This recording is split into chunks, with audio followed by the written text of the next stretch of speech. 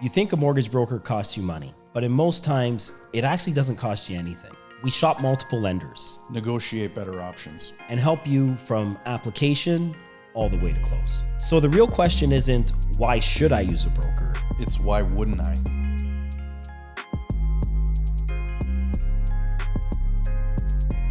So Lou, one of the biggest issues in our industry is when people hear the words mortgage broker, they don't actually understand what we do. People know their bank, people know their branch, and then sometimes they even know the person behind the counter, but they don't understand the value that a mortgage broker can bring, the fact that they're able to shop the market, explain options, and help find a lender that actually fits their solution. So when a client first comes to you, do they understand what a broker does, or do you have to explain it from the beginning? It's a great question. It really depends on where the client comes from. I think now more than ever, people are using brokers, which is fantastic.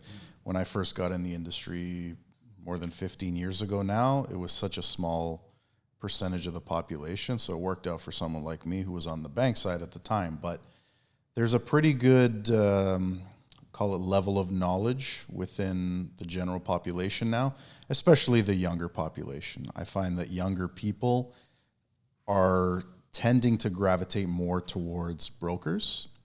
And it's maybe the older generation, not to generalize, but the older crowd who's always been used to walking into the bank, they're known at the bank, they're the holdouts, let's say, on working in the broker space. And sometimes you do have those conversations where you have to explain, like, hey, this is what I do for a living. If you don't know how a broker gets paid or why you'd use one instead of the bank, you're often, I'm going to say, you're not alone. In fact, that's why we're talking about it here today. So let's continue on. Can you explain what a broker's role is in plain English? A broker's role in plain English is to find their client the best possible mortgage solution that exists for that individual. Mm-hmm. For me, that's it. Now, there's other things that a broker does along the way, but ultimately, this is the core of what we do. Now, I would further that with the things in between that we do is where the value gets created. 100%.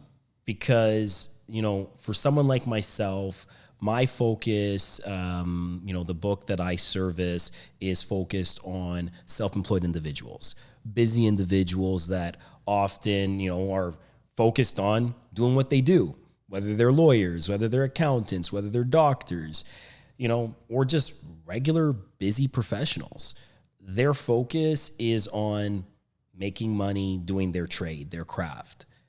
And if you have to stop in the middle of your day to figure out, where to send a mortgage document, who do I call, who has the best rate, then, it's taken away from where you create your value, where you can make your money, right? Versus working with someone's like ourselves where, we can kind of take that burden and take that work off your hands. Yeah, I think a good broker also eliminates the noise. Mm-hmm. Almost like a referee in sports. We're coming off the back of the World Cup with a lot of refereeing controversies. Yeah. But traditionally, a good referee, nobody notices. They just go about their business. They do their job. And a good broker will in some way, this is not a like-for-like analogy, but in some way, they're going to make it painless for their client because they're guiding them. They're putting things in plain English. Often we're doing things behind the scenes that the client doesn't even know we're doing because we're just eliminating that noise for them. Versus if they had gone to a bank or a financial institution on their own, well, now, you're directly plugged into that process, right? Good, bad, and ugly. So let me ask you this. How do you decide which lender might be a fit when, you're looking at a mortgage file? Good question. So it all starts with asking questions. I know we talked not too long ago about brokers asking their clients questions versus the other way around. So it all starts for me with cliche, but knowing the client, having a good client interview or discovery call or whatever you want to call it in this day and age, but really understanding what it is the client is ultimately looking for.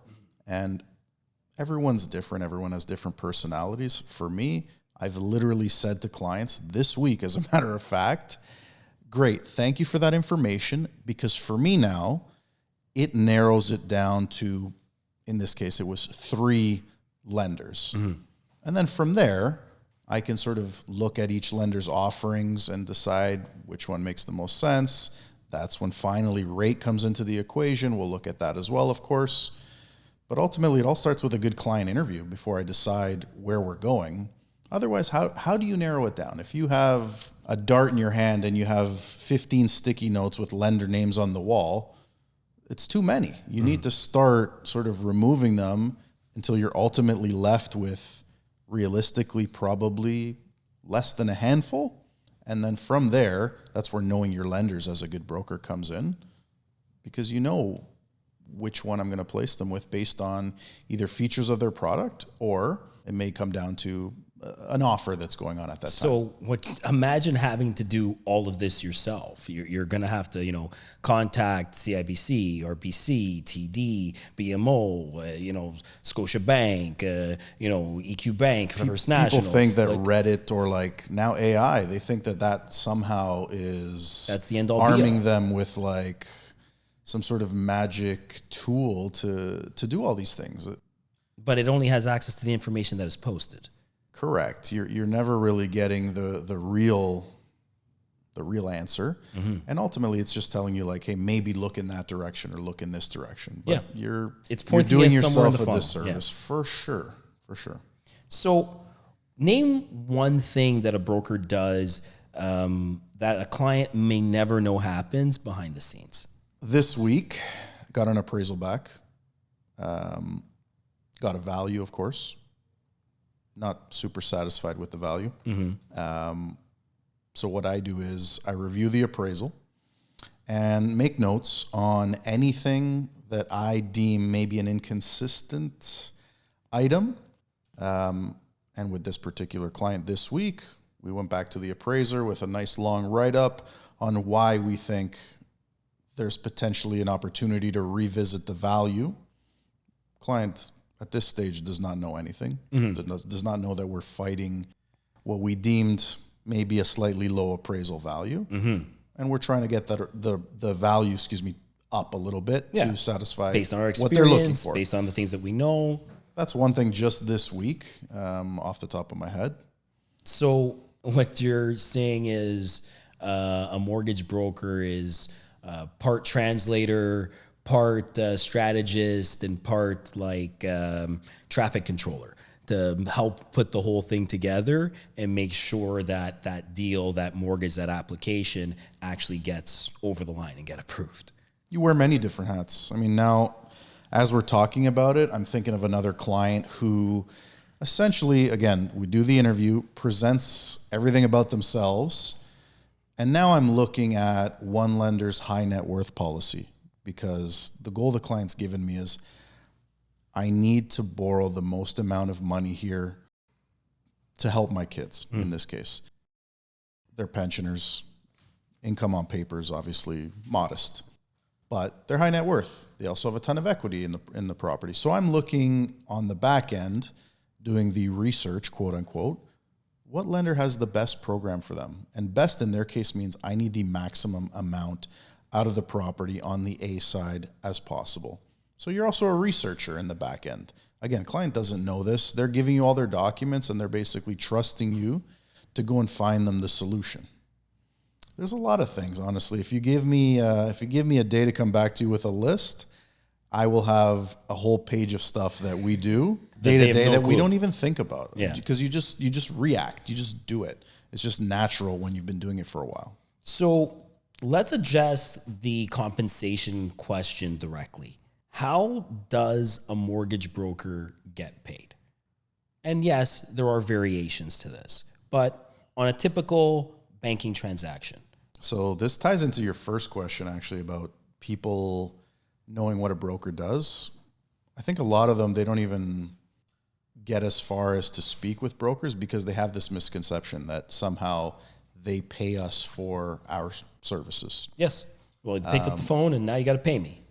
I'd love that. Yeah, but you know, not like the case. your financial advisor makes money off of your investments. In some way, perhaps they think that we're taking a cut of their money rather than the lender actually paying us, which is exactly the case. Exactly how it works I'm going to say, it depends on your book of business and the type of brokering you do. But for someone like myself, it's more than 95% of the transactions I do, the lender pays me. The customer pays me literally nothing. Exactly. And in the situations where there may be a fee that the customer has to pay, a broker fee that the customer has to pay, that fee is negotiated usually.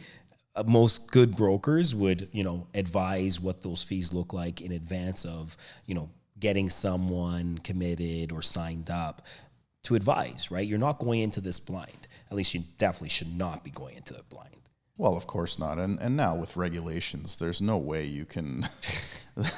There's no way that you can ever feel duped in those cases. So it should be discussed upfront. Anything related to cost, I'm a firm believer that get it out of the way early if you're a broker. Because if you're going to face an objection, I'd rather you have your objection brought forward early so I can address it, and then we move forward from there. Yeah, but... just to be clear, you're not paying, $1,200 to sit down and have a conversation with us. You simply just have the conversation. Exactly, yeah. Any compensation comes after the mortgage closes. How can a client get one answer from one lender and a different answer from another? That happens every day. But why? Well, I like to say that being declined by a lender doesn't mean you're declined by the market, for one. Good point. Okay.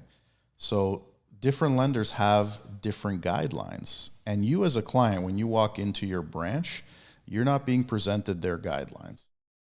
You're not walking into CIBC and they're going to outline for you exactly what you need to qualify. You're going to speak to their representative and you're going to work with them, or RBC or TD or whoever it is that you bank with, whereas a broker is well versed in different banks' guidelines. Okay. Another example of this is clients who, let's say, own multiple properties and have a secured line of credit on one of the properties. Nothing owing, but they have a limit there in case of emergency. Perhaps they've used it in the past, whatever. Not all banks look at that the same way. So if you walk into, and I'm not going to name banks here, but if you walk into a bank trying to qualify for a new mortgage, some banks will tell you, hey, sorry, you're limited in what you qualify for because you have this $200,000 secured line of credit on your other property, to which you're going to say, but I don't owe anything on it. Exactly. And they're going to say, well, we use the entire limit in our rationale, so unfortunately, it's as if you did owe $200,000 on it. And now if you're dealing with that bank, you believe them. You take them at their word and you believe them. They're telling you the truth. They're telling you their guidelines. That's what's on their menu. But here as a broker, we tell you what goes on with the whole market. So did you know, Mr. or Mrs. Client, that not all of the big banks look at you the same way? Mm-hmm. There are lenders that consider just what you owe on that line of credit, which now makes a big difference to the transaction that you're looking to do. Correct. But how would you know that if you are a lifelong whatever blank bank customer and you've trusted them your whole time? They're telling you this is our guideline, and unfortunately, there's nothing we can do here. But they're telling you exactly the truth. Their truth. There's nothing they can do exactly there, but that doesn't mean there's nothing that can be done for you. So not all lender guidelines are exactly the same. And sometimes we get lulled into that trap, right? Like, well, they're all regulated by the same governing body. They're all big banks. So it's more or less just, do you like the color green? Do you like the color red? Do you like the color blue? Which one's closest to my house? But that is not the case at all. So it can vary quite a bit in terms of the answer you're going to get from lender to lender sometimes. Yeah. And, just because, like, as I said earlier, yes, my focus is, self-employed individuals, business for self individuals, high net worth individuals. That doesn't mean that that's the only segment that could benefit from utilizing a mortgage broker or using a mortgage agent. The regular employed person can still benefit from using an agent or broker simply based on, what you're telling us. This is one piece. Yes. That's just a lender guideline piece. Then there's the advice piece. Mm-hmm. Then there's the, what type of product do you need piece. Yeah, of course, absolutely. I don't want to make a blanket statement, but everyone can benefit from having a conversation with a mortgage broker, a good mortgage broker. Caveat, that's the caveat, yes, right? Of course. So if someone is listening and they're not sure whether they should call a broker, when should they reach out? The minute the idea pops into their head. Today, yesterday, as early as possible. I had a realtor conversation a couple of weeks ago now, and I was asked to have a conversation with their client, to which I'm very happy to do so, of course, support my realtor partners. And the client was not responsive to me. So when I talked to the realtor, I said, hey, just to let you know, like, I attempted to reach out here a couple of times and I haven't heard anything. You're getting ghosted by the I don't client. want you to think I'm not calling or I'm not, reaching out. Maybe when you talk to this individual, can you ask if they've gotten my mail? And the response from the client, through no fault of their own, some clients just think this way. Oh, I was going to call when I have my down payment together. And I kind of smirked on the other end of the phone with the realtor. And I said, you know what? Do you mind if I just continue to try and reach out? Because I just want to introduce myself, have some sort of connection, give them the chance to ask me any questions early, because I know we need to be talking now, not after you think you need me. Yeah. Well, part of that comes down to how much of a down payment do you think you need versus how much you actually need. Where are you getting it from? I don't know. Well, let's not go down that route. What does that mean when I get my down payment together? So, and maybe this individual is just overly courteous and is thinking, I don't want to waste this guy's time. Yeah. I don't want to. And it's, again, not a waste of time. Exactly. Yeah, like they just think like, I'm not ready yet, or I'm wasting their time, because you do have those people that did. I'm kind of like this in aspects of my life. I don't want to waste your time. Not a waste. Whenever you have the first idea pop into your mind that maybe I'm not just, should I talk to a mortgage broker? If you think about purchasing, if you think about mortgage, if you think about home financing, there's no cost to have a conversation. And if you're getting a broker that is like annoyed that you're, talking to them, this is where we get into bad brokers, good brokers. Like, get away from them. Yeah, exactly. Because a broker who's, worth their salt, they're going to talk to you, and they're going to have some general level of excitement in their voice as well. Yeah. Look, talking to a broker doesn't obligate you to do anything. And it simply gives you information. And when it comes to a mortgage, it's better to have information that usually leads to better decisions. A conversation is not a commitment. Simply put. So before we cut this one off, anything else that the people should know about using a broker, why they should use a broker, why brokers, not that we're better than bankers, but we provide a different option, a different opinion? Well, I like to think we're more thorough. We have more options at our disposal. A lot of us are, but more well-informed than your bank mortgage specialist. Mm-hmm. For one, most of us, I shouldn't say that, but a lot of us came from that world. So been there, done that, learned, made my bones. Now I've stepped up to the big leagues, and I have that experience where it's typically not the other way around. we have a problem-solving mentality, which you may not get elsewhere, right? Because again, if I only have 2 or 3 things that I can fit you in and you don't fit, and I also don't know what else is out there, I'm just going to say sorry. I can't help you. Or I'm going to try to fit you into this box right here, and Yeah, or I can help you. Yeah. Help. I'll use air quotes for help. I can give you something. Yeah. Whether it helps you or not is a different story. But it helps their scorecard. But you fit my box here, so I'm gonna put you here. So yeah, I think with a broker, you're just getting a more unbiased opinion by someone who's probably more well-informed. I mean, I know we've talked about it in the past. We need to do certification. You need a license to sell mortgages as a broker or agent, right? At the bank, you don't. So you don't know who you're getting when you walk in the door. You could get somebody that's, I like to think I knew a lot when I was at the bank about mortgage. You might get somebody like me. Great, fantastic, well-versed in CIBC's products. Yeah. And will do the best job, earnestly the best job they can. Or you might get somebody who's their third, week there and they're short-staffed and like, this guy's in for a mortgage meeting. Go, just ask a couple questions, write everything down, and then we'll figure it out later. You might get that experience. Let's hope not. So with that, we'll cut it off here. Thanks for listening. Uptown Experts, we're out.